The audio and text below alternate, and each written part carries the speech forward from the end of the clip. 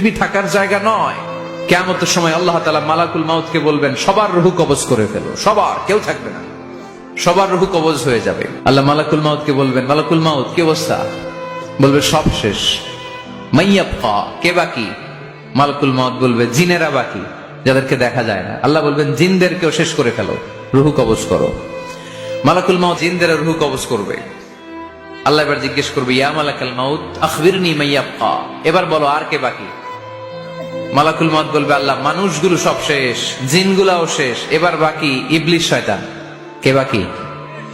ইবলিসরেও শেষ করো, ইবলিসও শেষ। আল্লাহ আবার জিজ্ঞেস করবেন, ইয়া মালাকাল মাউতি মাইয়াবকা, আর কে বেঁচে আছে বলো? মালাকুল মাউত বলবে, আল্লাহ আপনার কথা অনুযায়ী পৃথিবীর সব মানুষের রূহ কবজ করলাম, সব জিনদের রূহ কবজ করলাম, ইবলিসের রূহ কবজ করলাম, এখন আছে শুধু ফেরেশতারা। আছে কারা?